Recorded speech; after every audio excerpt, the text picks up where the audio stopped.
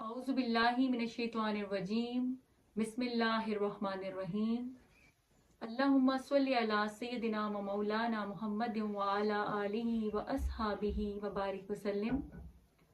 मुअज़्ज़िज़ नाज़रीन व सामईन, अस्सलामु अलैकुम व रहमतुल्लाहि व बरकातुहू। प्रोग्राम ट्रेजर ऑफ नॉलेज में मैं हूँ आपकी होस्ट सादिया जहां ज़ेब। अल्लाह तबारक व तआला के फजल करम से और हुजूर पाक सल्लल्लाहु अलैहि वसल्लम के नालैन पाक के तसद्दुक से आज जिस नायाब बुक का इंतखाब मैंने किया है उसका टाइटल है तसव्वुफ और मुस्तशरिकीन। तसव्वुफ पर मगरबी मुफक्किरीन की तहकीक का तनकीदी जायज़ा, जिसके मुसन्निफ हैं इस दौर के मुजद्दिद प्रोफेसर डॉक्टर मोहम्मद ताहिरुल कादरी। नाज़रीन गिरामी, इस बुक में हम तसव्वुफ के बारे में तफसील के साथ मुतालिया करेंगे।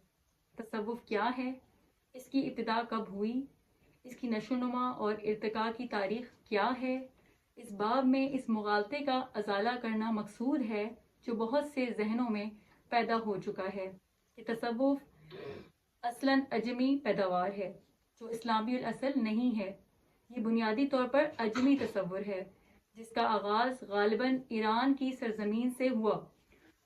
सूफिया से हिंदू मत, बुद्ध मत, ईसाइयत, यूनानी फ़लसफ़ों और दीगर मज़ाहिब के अफकार और इनके रूहानी तसव्वुरात की आमेज़िश के साथ इस्लामी तसव्वुफ को तश्कील दिया है। गोया ये कुरान और सुन्नत अहद साहबा व ताबईन से जन्म लेने वाली चीज़ नहीं बल्कि खारजी अवामिल से वजूद में आया है। और इस पूरे एतराज़ के साथ तज्ज़िये का मरकज़ी नुक्ता तसव्वुफ का ईरान के साथ ताल्लुक़ है। तसव्वुफ के बारे में ये मुगालता पैदा करने वाले मगरबी मुस्तशरिकीन हैं। इस बाब में हम ये मुतालिया करेंगे मुस्तशरिकीन को ये मुगालता क्यों लाहक हुआ, क्या इसमें उनकी बदनीयती कारफरमा थी या तारीख़ी हक़ाइक़ भी इस तरफ इशारा करते हैं।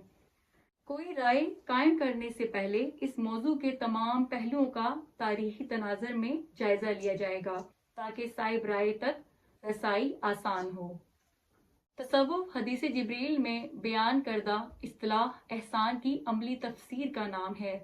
दुनिया की चकाचौंध और मादी आलूदगी से बचने और रूह में ललहियत व इखलास पैदा करना तसव्वुफ का मकसूद है। उम्मत मुस्लिमा तसव्वुफ पर अमल पैरा होकर ही कमाल हासिल कर सकती है। तसव्वुफ की इस अहमियत के पेश नज़र इस पर उठने वाले एतराज़ात का रद्द पेश किया जा रहा है। मुअज़्ज़िज़ नाज़रीन सामईन, इस किताब में तसव्वुफ और सूफिया के मौजू पर तहकीक करने वाले चंद मारूफ मगरबी मुफक्किरीन की तहकीक से पर्दा उठाया जाएगा। मगरबी मुफक्किरीन का रद्द खुद उनकी तहरीरों से किया जाएगा।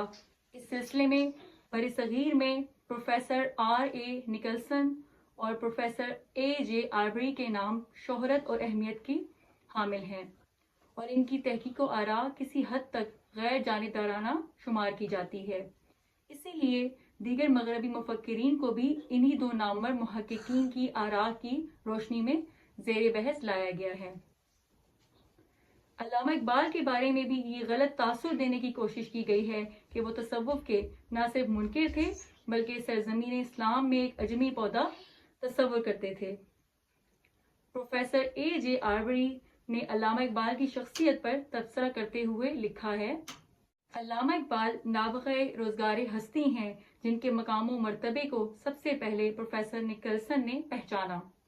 अफसोस है कि हमारे दौर का इतना बड़ा मुफक्किर कि हमारे दौर की तारीख को अभी तक ऐसा सीरत निगार नहीं मिला जो ऐसे मुफक्किर के साथ सही इंसाफ कर सके जो सूफी तारीख की एक अहम शख्सियत हैं।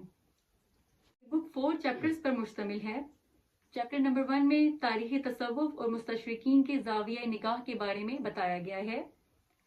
इस्तिशराक क्या है और इसकी बुनियाद किसने रखी, मुस्तशरिकीन का सूफी इज़्म से ताल्लुक़, तारीख़ तसव्वुफ को समझने में मुस्तशरिकीन की ख़ता की वजूहात, मुस्तशरिकीन ने सिर्फ ईरानी पस मंज़र तक महदूद तहकीक का इतलाक़ पूरे इस्लामी तसव्वुफ पर कर दिया, मुस्तशरिकीन का इस हकीकत को नज़रअंदाज कर देना कि कई रूहानी हक़ाइक़ इंसानियत के तमाम तबक़ात और अदवार का मुश्तरका असासा होते हैं। چند یورپی شخصیات کی آراء کا تنقیدی جائزہ جو بعد ازاں اسلامی تصوف کے بارے میں مغربی تحقیقی بنیاد بنی، اور اس کے علاوہ یورپ میں اسلامی تصوف پر چھپنے والے متون کے محققین کے بارے میں بتایا گیا ہے۔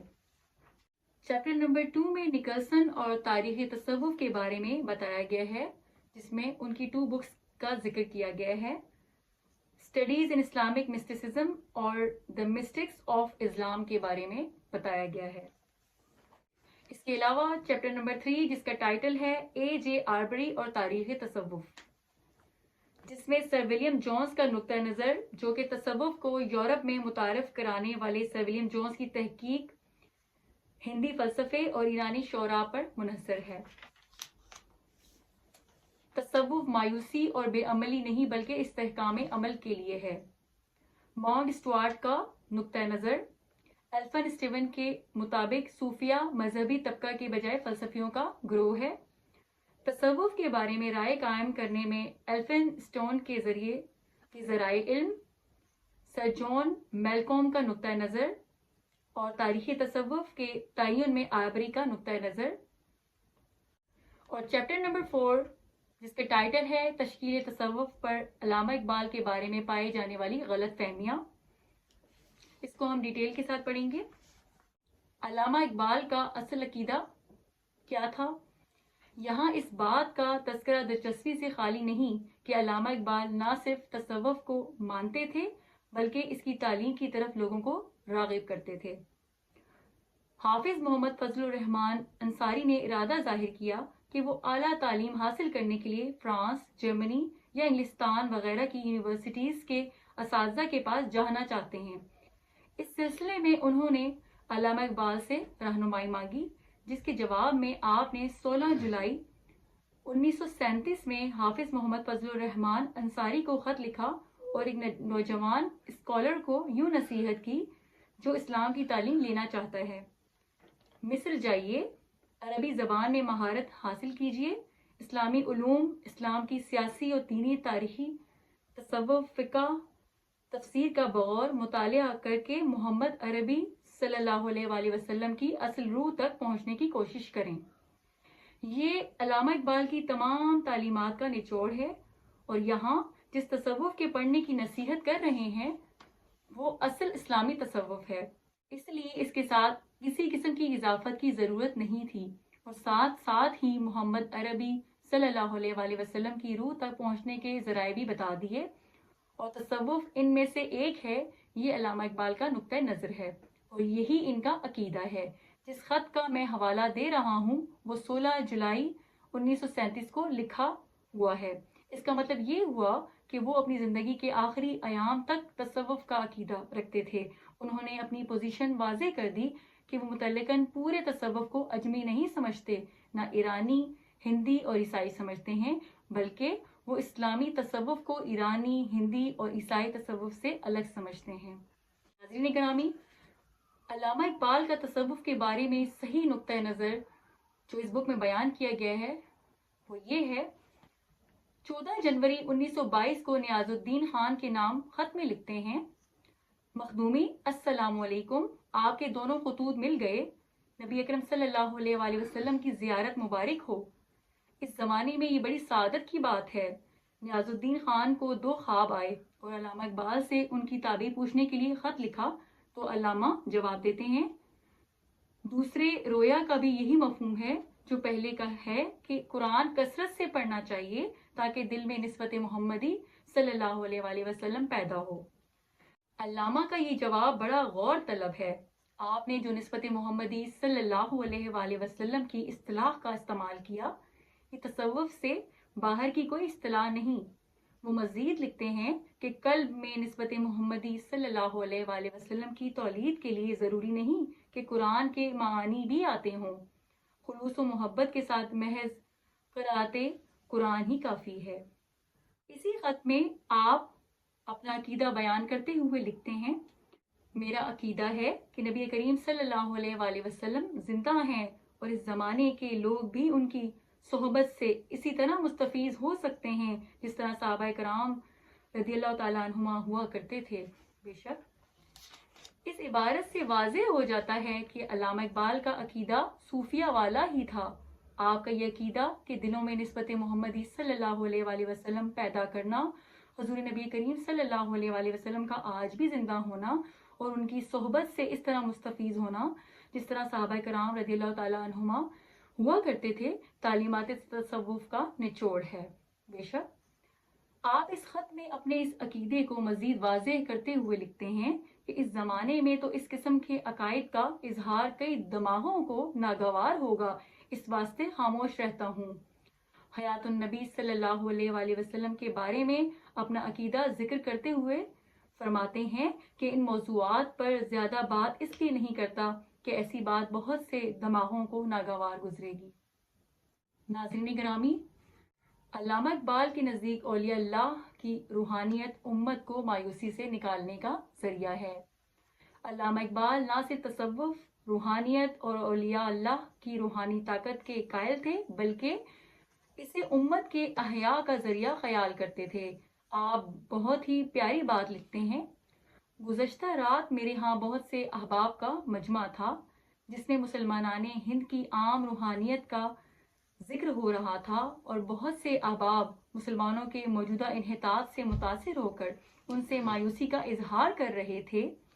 اس سلسلے میں نے ریمارک کیا کہ جس قوم سے خواجہ سلیمان تونسوی، شاہ فضل الرحمن گنج مراد آبادی اور خواجہ فرید چاچڑا شریف والے اب اس زمانے میں بھی پیدا ہو سکتے ہیں، اس کی روحانیت کا خزانہ ابھی ختم نہیں ہوا۔ انشاءاللہ اس خزانے سے آئندہ بھی لوگ نکلیں گے۔ اس خط میں علامہ اقبال کی گفتگو سے ظاہر ہو رہا ہے کہ وہ مایوسی کے عالم میں لوگوں کو اولیاء اللہ کا نام لے کر مایوسی سے نکال رہے ہیں اور ہمت و امید کا درس دے رہے ہیں۔ آپ چاہتے تو اس مایوسی کے نتیجے میں بڑے بڑے علماء کرام اور مسلم زعماء کے نام لیتے کہ یہ لوگ مسلمانان ہند کو مایوسی سے نکالیں گے، مگر آپ نے اولیاء اللہ کا نام لے کر ہندوستان کے مسلمانوں کو امید دلائی، لہٰذا ایسا شخص تصوف کا منکر کیسے ہو سکتا ہے؟ محترم ناظرین و سامعین، مشہور مغربی اسکالر اور محقق پروفیسر نکلسن اپنی کتاب میں تصوف کے بارے میں لکھتا ہے کہ اسلامی تصوف عیسائیوں سے لیا گیا ہے۔ اپنے اس دعوے پر دلیل کے طور پر حضرت ابراہیم بن ادہم کا ایک واقعہ پیش کرتا ہے۔ کہتا ہے کہ ابراہیم بن ادہم شام کے صحراؤں میں گھوم رہے تھے کہ انہیں ایک شخص ملا جس سے انہوں نے حضرت خضر علیہ السلام سے ملنے کا طریقہ پوچھا۔ اس نے لکھا، یہ ہے کہ ابراہیم بن ادہم کو شام کے صحرا میں ملنے والا شخص عیسائی راہب تھا، لہٰذا ابراہیم بن ادہم نے عیسائی راہب سے تعلیمات لے کر اسلامی تصوف میں داخل کیں۔ اب جو شخص عربی نہیں جانتا اور اصل کتابوں تک رسائی حاصل نہیں کر پاتا، وہ جب پروفیسر نکلسن کی کتاب پڑھے گا تو ضرور یقین کر لے گا، کیونکہ اس کے نزدیک یہ واقعہ ایک مشہور و معروف اسکالر لکھ رہا ہے۔ در حقیقت یہ اصل واقعہ رسالۃ الکشیریہ میں بیان ہوا ہے، جبکہ امام ابو عبد الرحمن السلوی نے اور امام ابو نعیم نے حلیۃ الاولیاء میں بھی بیان کیا ہے۔ بے شک انہوں نے یعنی ابراہیم بن ادہم نے صحرا میں ایک شخص دیکھا جس نے انہیں اسم اعظم کا وظیفہ سکھایا، جس کے ذریعے انہوں نے حضرت خضر علیہ السلام کو دیکھا۔ جب خضر علیہ السلام سے ملاقات ہوئی تو انہوں نے کہا کہ آپ کو میرے بھائی داؤد علیہ السلام نے یہ اسم اعظم سکھایا ہے۔ اب جس نے صرف پروفیسر نکلسن کو پڑھا اور اصل عربی متن کو نہ پڑھ سکا تو سمجھ لیں کہ ایسی معلومات پر مبنی رائے کیا ہوگی۔ صرف مغربی مفکرین یا جدت پسندی کے نام پر لکھنے والوں کو پڑھا جائے اور ان پر انحصار کیا جائے تو سارے کا سارا منظر ہی بدل جائے گا۔ پروفیسر نکلسن نے واقعے کے آخری الفاظ حذف کر دیے اور اس واقعے سے گمان لے کر رائے قائم کر لی کہ شام کے صحرا میں ابراہیم بن ادہم کو ملنے والا شخص عیسائی راہب تھا، اور چونکہ عیسائیت پرانا مذہب ہے اس لیے ابراہیم بن ادہم نے تصوف عیسائی راہب سے سیکھا۔ اس سے اندازہ کیا جا سکتا ہے کہ جب انہوں نے مفروضوں پر رائے قائم کر لی تو پڑھنے والے جن کے پاس اس کے علاوہ کوئی اور مواد ہی نہ ہو اسے پڑھ کر متاثر تو ضرور ہوں گے، اور تقابلی مطالعہ نہ ہونے کی وجہ سے غلط اور صحیح میں تمیز نہیں کر سکیں گے۔ لہٰذا زندگی میں یہ اصول بنا لینا چاہیے کہ مطالعہ کے لیے صرف ان محققین و مصنفین کی کتب کو ترجیح دیں جنہوں نے وہ علوم تخلیق کیے ہوں۔ مثال کے طور پر ان مغربی مفکرین کو ضرور پڑھیں جنہوں نے سوشیولوجی، بین الاقوامی سیاست اور تعلقات، اقتصادیات، social and natural sciences, human science, طبی علوم، میتھمیٹکس، فزکس، کیمسٹری اور بایولوجی وغیرہ پر کتابیں لکھی ہیں۔ یہاں ایک اور بات غور طلب ہے کہ مستشرقین نے صرف تصوف کے بارے میں یہ رائے قائم نہیں کی، بلکہ قرآن و حدیث کے متعلق بھی مفروضوں پر مشتمل ایسی ہی آراء قائم کی ہیں۔ یہ نقطہ اہل علم و فکر کے لیے بڑا توجہ طلب ہے کہ اگر اسلامی تصوف کے بارے میں ان کا مفروضہ قابل قبول مان لیا جائے تو پھر قرآن و سنت کے بارے میں بھی ان کا گمان درست تسلیم کرنا پڑے گا۔ اس طرح ہمارے دین کے وہ بنیادی ستون جن پر پورے دین کی بنیاد رکھی گئی ہے وہ بھی متنازع ہو جائیں گے۔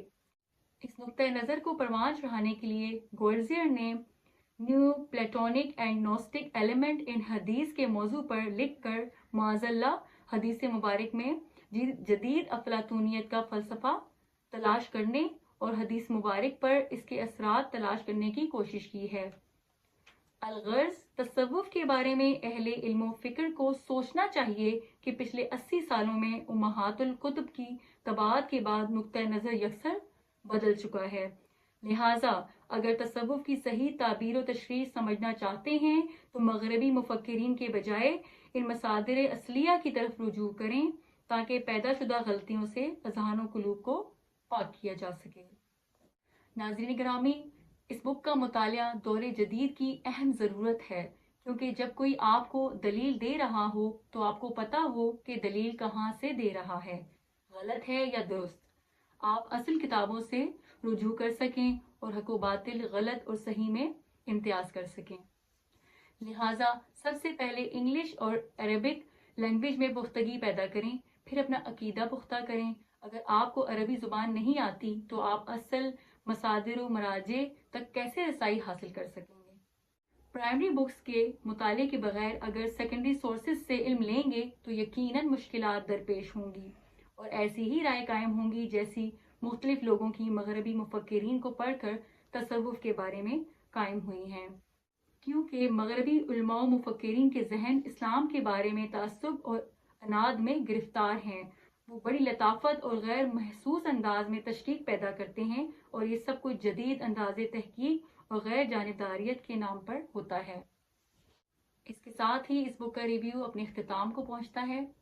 میں امید کرتی ہوں کہ یہ بک ہمارے علم میں بہت زیادہ اضافے کا باعث بنے گی۔